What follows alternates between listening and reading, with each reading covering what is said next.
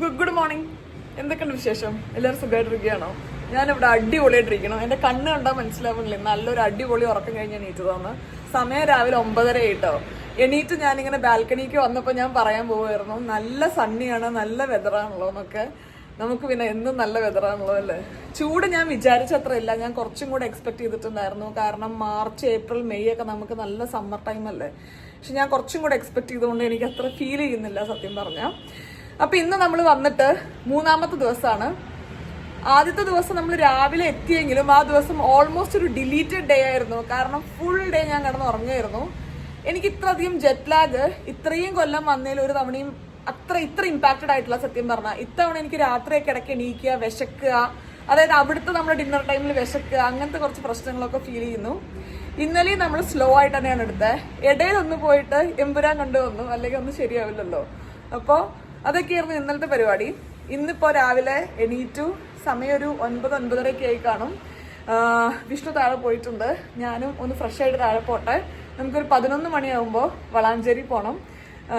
ഈ ഒരു feeling actually രസമുണ്ട് കേട്ടോ. കാരണം അധിക തവണയും നമ്മൾ ഇത്ര തവണയൊന്നും വന്നിട്ടില്ല. എന്നാലും കഴിഞ്ഞൊരു 3-4 തവണ വന്നു കഴിഞ്ഞപ്പോൾ നമ്മൾ എയർപോർട്ടിൽ നിന്ന് വിഷ്ണു ഒന്നെങ്കിൽ കോഴിക്കോട് വരും, അല്ലെങ്കിൽ ഞാൻ എന്താ പറയുക വളാഞ്ചേരി പോകും. നമ്മൾ നാട്ടിൽ വന്നാൽ പരസ്പരമായിട്ട് ബന്ധം കുറച്ച് കുറവാണ്. കാരണം കൂടുതൽ ടൈം നമ്മൾ ഫാമിലിയുടെ ഒപ്പം സ്പെൻഡ് ചെയ്യും. പിന്നെ മ്യൂച്വലായിട്ട് നമ്മൾ വെക്കേഷനിൽ കുറച്ച് സമയം 2 ഫാമിലിയുടെ ഒപ്പം സ്പെൻഡ് ചെയ്യും. അങ്ങനെയൊക്കെയാണ് ടൈം ഉണ്ടാവാറ്.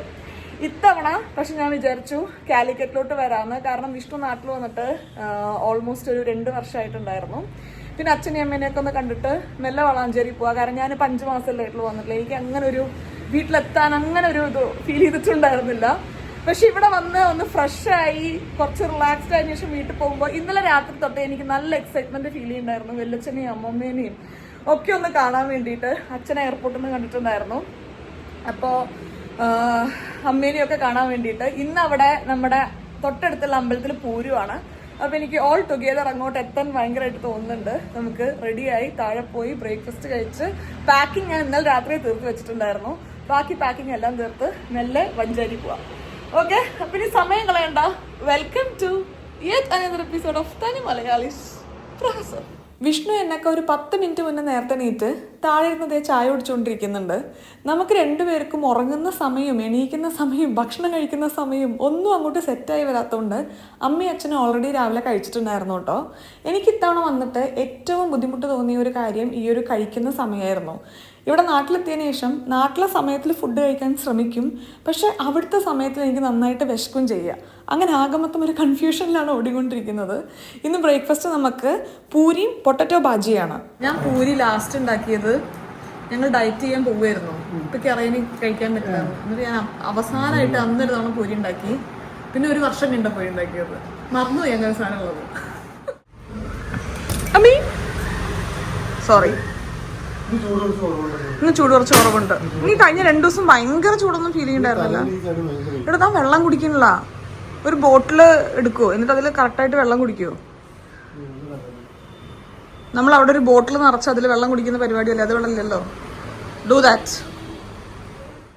കുറച്ച് നേരം മുറ്റത്ത് അങ്ങോട്ടും ഇങ്ങോട്ടും ഒന്നും ഇല്ലാത്താന്ന് വിചാരിച്ചു. പൂരിയൊക്കെ ഒന്ന് ദഹിക്കുമല്ലോ. എൻ്റെ ഈ ഡ്രസ്സ് കാണുമ്പോൾ നിങ്ങൾക്ക് ആരെങ്കിലും ഓർമ്മ വരുന്നുണ്ടോ?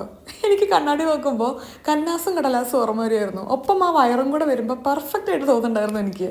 ഇനി പോയി മെല്ലെ റെഡിയാവാൻ നോക്കട്ടെ. സമയം 10:40 ആയിട്ടുണ്ട്. ഞാൻ പറഞ്ഞില്ലേ, ഞാൻ ഇന്നലെ രാത്രി ഇവിടുത്തെ അലമാര ഒന്ന് ക്ലീൻ ചെയ്ത് പാക്കിംഗ് ഒക്കെ കഴിച്ചായിരുന്നു. അപ്പം എനിക്ക് ചുമ്മാ ഡ്രസ്സ് ചേഞ്ച് ചെയ്യാൻ മാത്രമേ ഉള്ളൂ. നാട്ടിൽ വന്നാൽ എനിക്ക് അത്യാവശ്യം കിളി പോകുന്നൊരു പരിപാടിയാണ് ഈ ഒരു പെട്ടി ജീവിതം. അതായത് ഞാൻ വളാഞ്ചേരിയും കോഴിക്കോടും കുറേ തവണ ഷട്ടിൽ അടിക്കാറുണ്ട്. അതായത് ഞാനൊരു 4-5 ദിവസം വളാഞ്ചേരി നിൽക്കും, പിന്നെ 2 ദിവസം വന്ന് കോഴിക്കോട് നിൽക്കും, പിന്നെ ഞാൻ തിരിച്ച് പിന്നെയും വളാഞ്ചേരി പോകും. അങ്ങനെ പോകുമ്പോൾ എൻ്റെ ഡ്രസ്സും മേക്കപ്പും ബാക്കി കാര്യങ്ങളും ഒക്കെ ആയിട്ടാണ് ഞാൻ 2 വീട്ടിലൂടെ നടന്നുകൊണ്ടിരിക്കുക. അപ്പോൾ ഈ പെട്ടിയുടെ കാര്യങ്ങളെടുത്തൊന്ന് അലമറയിൽ വെച്ച് വരുമ്പോഴേക്ക് അടുത്ത വീട്ടിലോട്ട് പോകാനായിട്ടുണ്ടായിരിക്കും. ഈ നാട്ടിൽ വന്നാൽ എനിക്ക് ഏറ്റവും ബുദ്ധിമുട്ടുള്ളൊരു കാര്യം അതാണ്. പക്ഷേ ഇത്തവണ നമ്മളൊരു സൊല്യൂഷൻ കണ്ടുപിടിച്ചിട്ടുണ്ട്.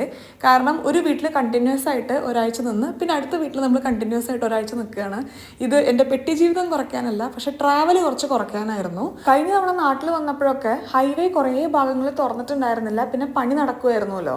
അതുകൊണ്ട് നല്ല ബുദ്ധിമുട്ടായിരുന്നു റോട്ടിൽ ഒരു സ്ഥലത്തു നിന്ന് മറ്റൊരു സ്ഥലത്തോട്ട് എത്താൻ വേണ്ടി. ഇത്തവണ പക്ഷേ ഹൈവേ കുറേ ഭാഗങ്ങൾ തുറന്നു എന്ന് പറയുന്നുണ്ടായിട്ടോ അമ്മ. അതുകൊണ്ട് ഒരു 1-1.25 മണിക്കൂറിൽ വളാഞ്ചേരി കോഴിക്കോട് നമുക്ക് വന്നു പോകാൻ പറ്റും. കുറേ നല്ല റോഡാണെന്നാണ് പറഞ്ഞത്.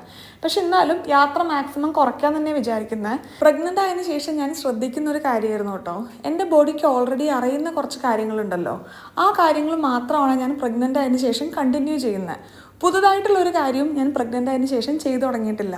ഇപ്പം ഞാൻ ആലോചിച്ച് കഴിഞ്ഞപ്പോൾ നമ്മുടെ റോട്ടിൽ കുറച്ച് കുണ്ടും കുഴിയൊക്കെ ഉള്ള റോട്ടിലൂടെ പോകുന്ന യാത്രകൾ എൻ്റെ ബോഡിക്ക് ഇപ്പോൾ കുറച്ചായിട്ട് അധികം യൂസ്ഡ് അല്ലാത്ത യാത്രകളാണല്ലോ. അപ്പോൾ അതുകൊണ്ട് തൽക്കാലം അത് കുറയ്ക്കാമെന്നുള്ളൊരു തീരുമാനമാണ്. നമ്മുടെ ആദ്യത്തെ പ്ലാൻ ആക്ച്വലി ട്രെയിനിൽ പോകാനായിരുന്നു കേട്ടോ. കാരണം റോഡിൽ പോകണതിനൊക്കെ കുലുക്കമൊക്കെ കുറച്ച് കുറവ് ട്രെയിനായിരിക്കും എന്ന് വിചാരിച്ചിട്ട്. പക്ഷെ 2-3 പെട്ടിയുണ്ട് കൊണ്ടുവന്നത്. അപ്പോൾ അത് കൊണ്ടുപോകാൻ കുറച്ചും കൂടെ സൗകര്യം കാറിലാവുമെന്ന് വിചാരിച്ചിട്ട് നമ്മൾ ഒരു ഡ്രൈവർ ചേട്ടനെ വിളിച്ചിട്ടുണ്ട് വളാഞ്ചേരി വരെ. വിഷ്ണു ഡ്രൈവ് ചെയ്ത് അങ്ങോട്ട് ആയിട്ടില്ല, കാരണം വന്നിട്ടുള്ള 3rd ഡേ അല്ലേ. അപ്പോൾ ഒന്നും കൂടെ റോഡൊന്ന് പരിചയമാവാനുണ്ട്. ഡ്രൈവിംഗ് രീതികളും സൈഡും ഒക്കെ വ്യത്യാസം ഉണ്ടല്ലോ. അപ്പോൾ നമുക്കിനി പോവാം. ബുദ്ധിമുട്ടൊന്നും എന്താ ചെയ്യുക, ഇപ്പം ഭയങ്കര പ്രിവിലേജ്ഡ് ആണ്. കാറിൽ കയറിയാൽ ഏറ്റവും കംഫർട്ടബിൾ ആയിട്ടുള്ള സീറ്റ് എനിക്ക് കിട്ടും. മുന്നേ ഞാൻ കാറ് കയറിയോ ഇല്ലേന്ന് പോലും ആരും അന്വേഷിക്കാറുണ്ടായിരുന്നില്ല കേട്ടോ. അങ്ങനെ ഷൂവും ബാഗും വാട്ടർ ബോട്ടിലും പാക്ക് ചെയ്ത് വെച്ച ബാഗും എല്ലാം എടുത്ത് നമ്മൾ ഇറങ്ങി.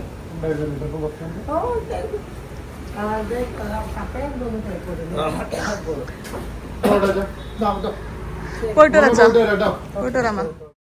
ഇറങ്ങാൻ നേരത്തെ അമ്മയും അച്ഛനും വിഷ്ണുവും കൂടെ എന്നെ ഒന്ന് ആക്കിയതായിരുന്നേ. കഴിഞ്ഞ തവണ ഞാൻ നാട്ടിൽ ഒറ്റയ്ക്ക് വന്നപ്പോൾ, ഇത് കഴിഞ്ഞ തവണയല്ല സത്യം പറഞ്ഞാൽ, എപ്പോഴും ഞാനൊരു വീട്ടിൽ നിന്ന് ഇറങ്ങുമ്പോൾ എന്തെങ്കിലുമൊക്കെ ഒരു ചെറിയ കാര്യം ഞാനിവിടെ വെച്ച് മറക്കും. അധികം ആ ചെറിയ കാര്യം വളരെയധികം ഇമ്പോർട്ടൻ്റ് ആയിട്ടുള്ളൊരു കാര്യമായിരിക്കും.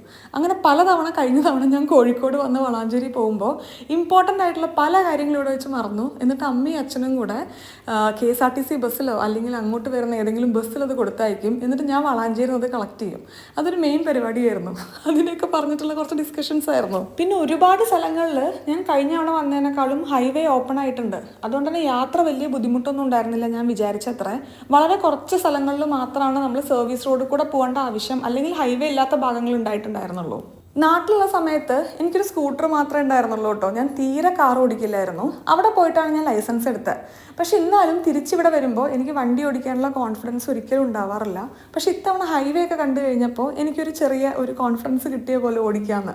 പക്ഷെ അത് വെറുതെ ഉള്ളൊരു കോൺഫിഡൻസ് ആട്ടോ. കാരണം ഒന്നാമത് എനിക്കിവിടെ ലൈസൻസ് ഇല്ല, രണ്ടാമത് 2 രാജ്യങ്ങളും തമ്മിൽ വണ്ടി ഓടിക്കുന്നതിൽ നല്ല ഡിഫറൻസ് ഉണ്ട്. അവിടെ എനിക്ക് കുറച്ചും കൂടെ ഫീൽ ചെയ്തിട്ടുള്ളത് നമ്മൾ കുറച്ചും കൂടെ കൺസിഡറേറ്റീവ് ആയിട്ടാണ് വണ്ടി എടുക്കുക. അതായത് കോ ഡ്രൈവേഴ്സിന് നമ്മൾ കുറച്ചും കൂടെ കൺസിഡർ ചെയ്യും, അവർക്ക് കുറച്ചും കൂടെ സ്പേസ് കൊടുക്കും.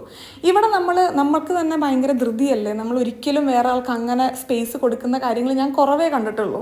പക്ഷെ അതൊരിക്കലും പറഞ്ഞിട്ട് കാര്യമില്ല കേട്ടോ. കാരണം നമ്മുടെ പോപ്പുലേഷൻ അത്രയും കൂടുതലാണ്. നമ്മൾ ഭയങ്കര കൺസിഡറേറ്റീവായിട്ട് എല്ലാവർക്കും സ്പേസ് കൊടുത്തുകൊണ്ട് നിന്ന് കഴിഞ്ഞാൽ നമ്മൾ ഭയങ്കര സ്ലോ ആയി പോകും. അങ്ങനെ കഥയൊക്കെ പറഞ്ഞ് നമ്മൾ വളാഞ്ചേരി എത്തി. വളാഞ്ചേരി നമ്മുടെ വൈക്കത്തൂർ ആ വളവെടുത്ത് കഴിഞ്ഞാൽ ഒരു പ്രത്യേക തരം കാറ്റടിക്കാനുണ്ട്. അതൊരു പ്രത്യേക സുഖമാണ്. ഈ കാണുന്നത് എൻ്റെ തറവാടാണ് കേട്ടോ, ബീന നിവാസ്. ഇത് കഴിഞ്ഞ് അടുത്ത ഗേറ്റാണ് എൻ്റെ വീട് ഐശ്വര്യം. വീടിൻ്റെ പേര് വേറെ ആരും സെലക്ട് ചെയ്തതല്ല, ഞാനും വെല്ലച്ചനും കൂടെ സെലക്ട് ചെയ്തതാണ് കേട്ടോ. ഞാൻ 3ാം ക്ലാസ്സിൽ എന്തോ പഠിക്കുമ്പോഴാണ് നമ്മൾ ഈ വീട്ടിലോട്ട് മാറുന്നത്. നമ്മൾ വീട്ടിലെത്തി. കഴിഞ്ഞ വ്ളോഗിൽ ഞാൻ പറഞ്ഞിട്ടുണ്ടായിരുന്നില്ലേ, ഇവിടെയും കോഴിക്കോട് വീടും തമ്മിലുള്ളൊരു വലിയ സിമിലാരിറ്റി എന്ന് പറയുന്നത് ഇഷ്ടം പോലെ ചെടികളുണ്ട് എന്നുള്ളതാണ്. ഞാൻ ഇന്ന് വരുന്നുള്ളത് പറഞ്ഞതുകൊണ്ട് ദീമേമയും ആമിയും എല്ലാവരും ദേ ഇവിടെ ഉണ്ട് കേട്ടോ. ഞാൻ വന്ന ഉടനെ ബെയിലിനെ കാണാനാണ് പോയത്. കാരണം ബെയിലിക്ക് കഴിഞ്ഞ 2 ദിവസമായിട്ട് വലിയൊരു സുഖം ഉണ്ടായിരുന്നില്ല. കണ്ടപ്പോൾ തന്നെ എനിക്ക് ഭയങ്കര പാവം തോന്നിയായിരുന്നു കേട്ടോ. അല്ലെങ്കിൽ വീട്ടിലൊരാൾ വന്നാൽ ഇതൊന്നുമല്ല, മെയിനായിട്ട് അവിടെ ഇവിടെയൊക്കെ കടന്ന് ഓടിക്കളിക്കും. പക്ഷെ ഇന്ന് ശരിക്കും നല്ല ക്ഷീണമുണ്ട്. നമ്മൾ ഡോക്ടറെ കാണിച്ചിട്ടുണ്ടായിരുന്നു, മരുന്ന് കൊടുത്തുകൊണ്ടിരിക്കുകയാണ്, ബെറ്ററായി വരുന്നുണ്ട് എന്നാട്ടോ അച്ഛൻ പറഞ്ഞത്. നോക്കാം, നമുക്ക് 2-3 ദിവസത്തിൽ മാറുന്നുണ്ടായിരിക്കും തന്നെ വിചാരിക്കാം. ദീമേമയും ആമിയും അനുവും ഹരീഷ് മാമിയും എല്ലാവരും ഉണ്ട് കേട്ടോ. ഞാൻ കഴിഞ്ഞ പ്രാവശ്യം നാട്ടിൽ വന്നപ്പോൾ ഉള്ള വ്ളോഗിലും പറഞ്ഞിട്ടുണ്ടായിരുന്നു, നമ്മളെല്ലാവരും വേറെ വേറെ വീട്ടിലാണെന്നുണ്ടെങ്കിലും കുറേ നമുക്കൊരു ജോയിൻറ്റ് ഫാമിലി സെറ്റപ്പ് തന്നെയാണ്. എന്തൊരു ചെറിയ കാര്യത്തിനും നമ്മളെല്ലാവരും ഒരുമിച്ച് കൂടാറുണ്ട്. പിന്നെ ഞാൻ വരുന്ന ഡേറ്റും കാര്യമൊക്കെ ഓൾറെഡി പറഞ്ഞിട്ടുണ്ടായിരുന്നു കേട്ടോ. അപ്പോൾ അതിനനുസരിച്ച് എല്ലാവരും കൂടെ പ്ലാൻ ചെയ്ത് വന്നതാണ്. ദീമേമ കോട്ടക്കിലാണേ, പക്ഷെ ഏകദേശം ഇനി ഒരാഴ്ച ഇവിടെ തറവാട്ടിലുണ്ടാവുന്നുണ്ടായിരിക്കും. മേമ വരുന്നുണ്ട് എന്ന് പറഞ്ഞ് സ്പെഷ്യലായിട്ട് തറവാട്ടിൽ എന്തൊക്കെയോ കാര്യങ്ങൾ ഉണ്ടാക്കിയിട്ടുണ്ട്. അപ്പോൾ അവർ പോയി കഴിക്കട്ടെ, ഞാനും ഇവിടെ എന്തെങ്കിലുമൊക്കെ കഴിക്കട്ടെ കേട്ടോ. പായസം കൊണ്ടുവരാൻ വന്നല്ലേ? എന്ത് പായസമാണ്? പാലില് ഗോതമ്പ്. ഈ ബാക്ക് കാണുന്ന എൻ്റെ തറവാടാണേ. ഇത് എൻ്റെ അമ്മയുടെ അനിയത്തിയുടെ വീട്. നമ്മൾ കഴിഞ്ഞ പ്രാവശ്യം വന്നപ്പോൾ കാണിച്ചതൊക്കെ എന്നെ അട്രാക്ട് ചെയ്ത് ഈ ചാമ്പക്കയാണ്. എനിക്ക് ചാമ്പക്ക കഴിക്കാൻ ഭയങ്കര തോന്നുന്നുണ്ടായിരുന്നു. വന്നിട്ട് കഴിക്കാം. ഇതെൻ്റെ അമ്മയുടെ ഫസ്റ്റ് സിസ്റ്ററാണ് കേട്ടോ, പ്രീതമേമ. മേമ സ്കൂളിൽ കുറച്ച് കാര്യങ്ങൾക്ക് പോയിരിക്കുകയായിരുന്നു. അത് കഴിഞ്ഞ് നേരത്തെ ഇങ്ങോട്ട് വന്നു. ഇന്ന് നമുക്ക് കംപ്ലീറ്റ് വെജിറ്റേറിയൻ ആണ് കേട്ടോ. കാരണം നമ്മുടെ വീടിൻ്റെ തൊട്ടടുത്തുള്ള അമ്പലത്തിൽ പൂരമാണ്, പച്ചിരി ക്ഷേത്രം എന്ന് പറയും. അങ്ങനെയുള്ള ദിവസങ്ങളിൽ നമ്മൾ വീട്ടിൽ കംപ്ലീറ്റ് വെജിറ്റേറിയൻ ആണ് നമ്മൾ ഉണ്ടാക്കാറ്. അപ്പോൾ നല്ല ഒന്നാം തരം സദ്യയായിരുന്നു. എനിക്ക് അവിയൽ ഭയങ്കര ഇഷ്ടമാണ് കേട്ടോ. അപ്പോൾ അവിയലുണ്ടായിരുന്നു, പിന്നെ കുറച്ച് കൂട്ടുകറിയൊക്കെ ആയിട്ട് നല്ലൊരു ചെറിയ സദ്യയായിരുന്നു. ഇന്ന് രാവിലെ വീട്ടിൽ പൂരത്തിൻ്റെ ഭാഗമായിട്ട് തറയും പൂതും ഒക്കെ വരും. ആ ഒരു സമയമാകുമ്പോൾ എനിക്കിവിടെ എത്തണമെന്നുണ്ടായിരുന്നു. പക്ഷെ രാവിലെ എണീക്കലും എല്ലാ കാര്യങ്ങളും കുറച്ച് ലേറ്റ് ആയതുകൊണ്ട് ഏകദേശം 3 കഴിക്കുന്ന സമയത്താണ് നമ്മളിവിടെ എത്തിയത്. പച്ചേരി പൂരം എനിക്ക് ആലോചിക്കുമ്പോൾ എപ്പോഴും എൻ്റെ ചെറുപ്പത്തിലൊക്കെ ഭയങ്കര ഇമ്പോർട്ടൻസ് ഉള്ളൊരു പൂരമാണ് കേട്ടോ. ഒന്ന് നമ്മുടെ വീടിൻ്റെ അടുത്തുള്ള ഒരു അമ്പലമാകുമ്പോൾ നമുക്ക് അവിടുത്തെ പൂരം കാര്യങ്ങളൊക്കെ ഭയങ്കര കാര്യമായിരിക്കുമല്ലോ. പിന്നെ രണ്ടാമത് എപ്പോഴും പച്ചേരി പൂരം വരിക, പച്ചേരി പൂരം എന്നല്ല പൊതുവേ പൂരങ്ങൾ വരിക മാർച്ച് ഏപ്രിൽ സമയങ്ങളിലല്ലേ. അപ്പോൾ മാർച്ചിലാണ് നമുക്ക് ആനുവൽ എക്സാമും വരിക. അപ്പോൾ ടൈം ടേബിൾ നോക്കി പൂരം ഏത് ദിവസമാണ് വരുന്നത് എന്നുള്ളത് കണ്ടുപിടിച്ച് ആദ്യമേ ആ ഒരു സബ്ജക്റ്റ് പഠിച്ച് വെച്ച് റിവൈസ് ചെയ്താലൊക്കെയാണ് അമ്മ പൂരത്തിന് കൊണ്ടുപോകുള്ളൂ എന്ന് പറയും. പക്ഷെ അതൊക്കെ ചുമ്മാ പറച്ചിലാണ്. എന്നാലും ഒരു സ്ട്രെസ്സാണല്ലോ അത്. ഒരു പഠിച്ചെടുക്കലും പൂരത്തിന് പോക്കും തിരിച്ചു വരവും അടുത്ത ദിവസം എക്സാമും എല്ലാം കൂടെ നല്ല കുറച്ച് ഓർമ്മകളായിരുന്നു. പക്ഷെ പിന്നെ ഒരു 8ാം ക്ലാസ് 9ാം ക്ലാസ് ഒക്കെ ആയി കഴിഞ്ഞപ്പോൾ പൂരത്തിന് പോകുന്ന എക്സൈറ്റ്മെൻ്റ് ഒക്കെ മെല്ലെ ഇങ്ങനെ കുറഞ്ഞു തുടങ്ങി കേട്ടോ. അല്ലെങ്കിൽ അവിടെ പോകുന്നതും സാധനങ്ങൾ വാങ്ങിക്കുന്നതും ജിലേബി കഴിക്കുന്നതും ഒക്കെ ഭയങ്കര എക്സൈറ്റ്മെൻ്റ് ആയിരുന്നു. പക്ഷെ ആ എക്സൈറ്റ്മെൻറ്റ്സ് ഒക്കെ കുറച്ച് കുറഞ്ഞു തുടങ്ങിയപ്പോൾ എന്താ പറയുക, ലൈഫിൽ കുറേ നല്ല നല്ല ഭംഗിയുള്ള കാര്യങ്ങളൊക്കെ നഷ്ടപ്പെട്ടു എന്ന് എനിക്ക് തോന്നാറുണ്ട് ഇടയ്ക്ക്. ഭക്ഷണമൊക്കെ കഴിഞ്ഞു വന്നതിന് ശേഷം ഒന്ന് മിണ്ടാൻ പറ്റിയില്ല കേട്ടോ. നമ്മൾ റൂമിൽ ചെറിയ മാറ്റമൊക്കെ വരുത്തിയിട്ടുണ്ട്. ഇതേ കേർട്ടൺ മാറിയിട്ടുണ്ട്. പിന്നെ ഒരു ചെറിയ അലമറ വെച്ചിട്ടുണ്ട് കേട്ടോ. എനിക്കിഷ്ടപ്പെട്ടു അത് വെച്ചത്. അവിടെ ഒരു ബെഡും കൂടെ ഇട്ട് അടിപൊളിയായിരിക്കും. ഇപ്പം വീട്ടിൽ കുറേ അലമറ അവിടെ ഇവിടെയൊക്കെ. ഞാൻ വരുമ്പോഴേ സാധനം വെക്കാൻ സ്ഥലമില്ല എന്ന് പറഞ്ഞിട്ട് അമ്മ ഉണ്ടാക്കിയതാണ്. പക്ഷെ അമ്മയുടെ വിചാരം ഇതിങ്ങനെ തന്നെ ഇരിക്കുന്ന ഇല്ല, കുറച്ച് കഴിഞ്ഞ് അമ്മയുടെ സാധനം തന്നെ അതിലൊക്കെ നിറയും. പിന്നെ ബാക്കി വലിയ വ്യത്യാസങ്ങളൊന്നുമില്ല.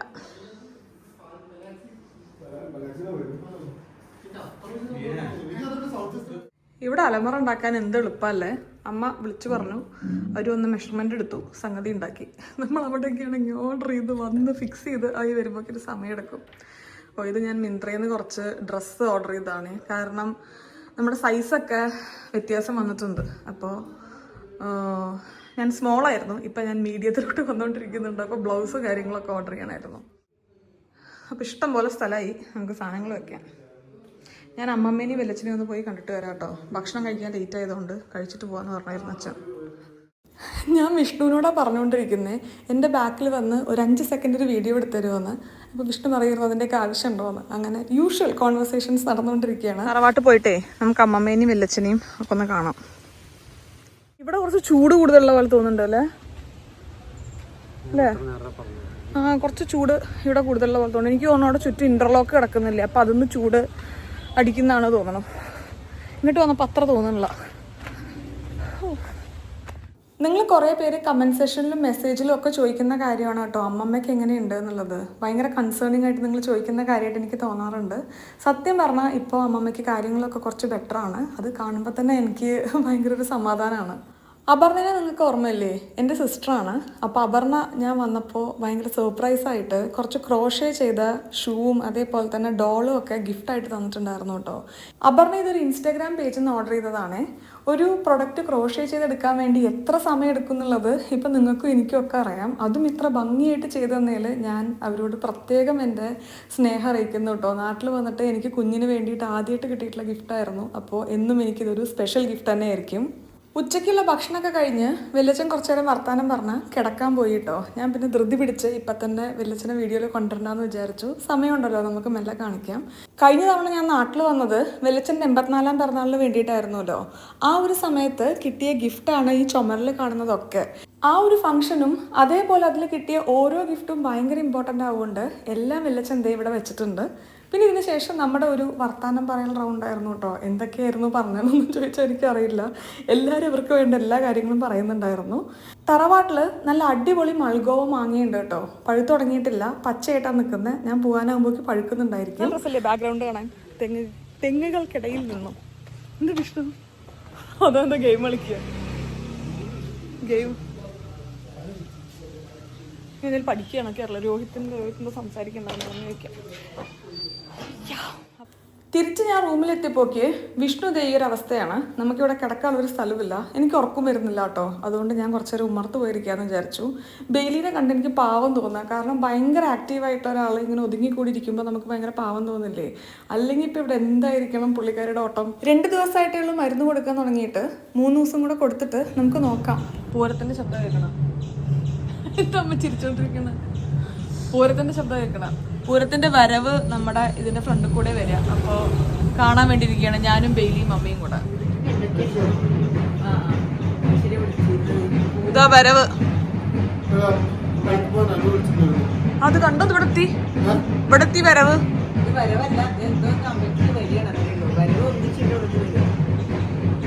ബെയിലിയുടെ ധൈര്യം നോക്കി നോക്ക്. അവിടെ കിടക്കായിരുന്നോ? ശബ്ദം കേട്ടപ്പോ അമ്മടുത്ത് പേടിണ്ടോ? ആത്തിരുത്തണോ? എടുത്തണോ? ഓൾറെഡി നമുക്ക് കുറച്ച് പേടിയുണ്ട്. പക്ഷെ ഇപ്പോൾ വയ്യാത്തയും കൂടി ആകുമ്പോൾ ഇത്രയധികം ശബ്ദമൊക്കെ കേട്ടപ്പോൾ ചെറുതായിട്ട് വിറയ്ക്കാൻ വേണ്ടിയിട്ടൊക്കെ തുടങ്ങി കേട്ടോ. പാവമുണ്ട്. എനിക്ക് ഭയങ്കര വിഷമം തോന്നിയിരുന്നു കണ്ടിട്ട്.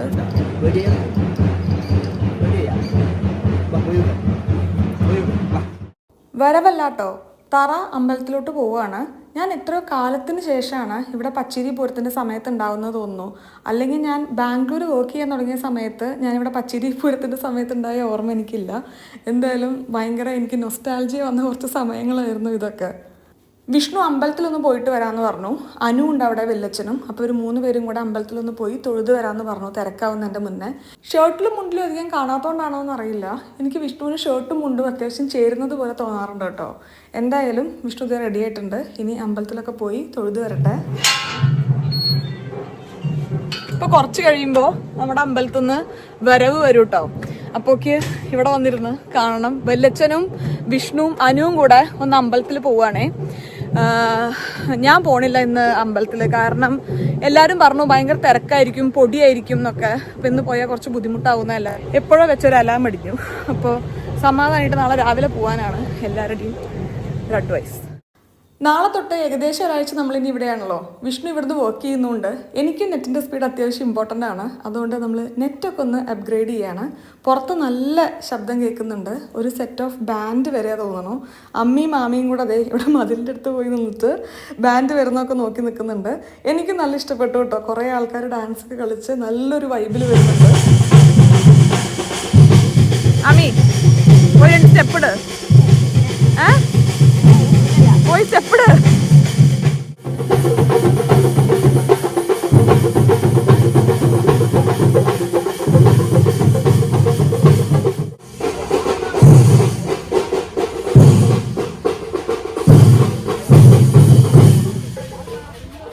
ഞാൻ ആമിക്ക് കുറച്ച് ബുക്കും പിന്നെ കുറച്ച് നെയിൽ സ്റ്റിക്കേഴ്സും UV ലാമ്പും ഒക്കെ അല്ലേ, അങ്ങനത്തെ കുറച്ച് പരിപാടികളൊക്കെ കൊണ്ടുവന്നിട്ടുണ്ടായിരുന്നു. അവൾ തന്നെ പറഞ്ഞതാണ് കേട്ടോ ആ UV ലാമ്പൊക്കെ കൊണ്ടുവരാൻ വേണ്ടിയിട്ട്.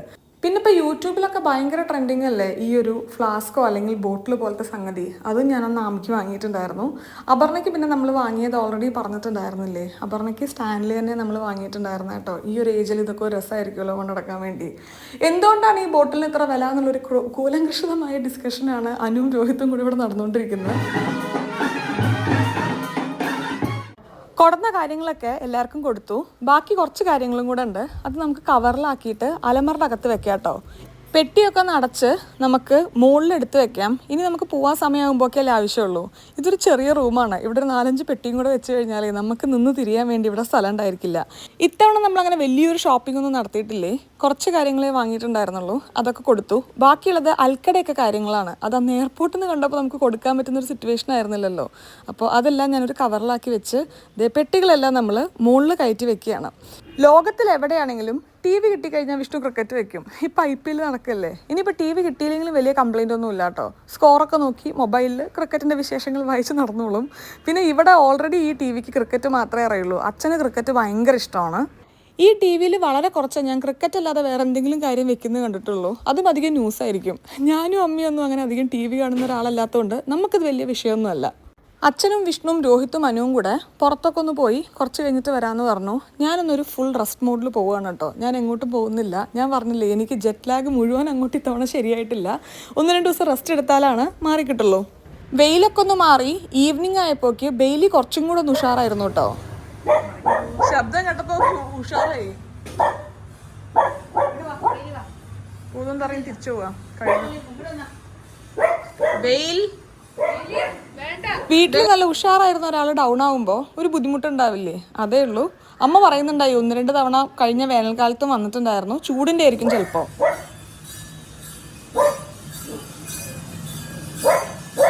അത്രയൊക്കെയാണ് വിശേഷമുള്ളൂ. അപ്പോൾ വീണ്ടും നല്ലൊരു വീഡിയോ ആയിട്ട് കാണുന്നവരെ എല്ലാവർക്കും നന്ദി, നമസ്കാരം, സസ്നേഹം, തനി മലയാളി. ടാറ്റ.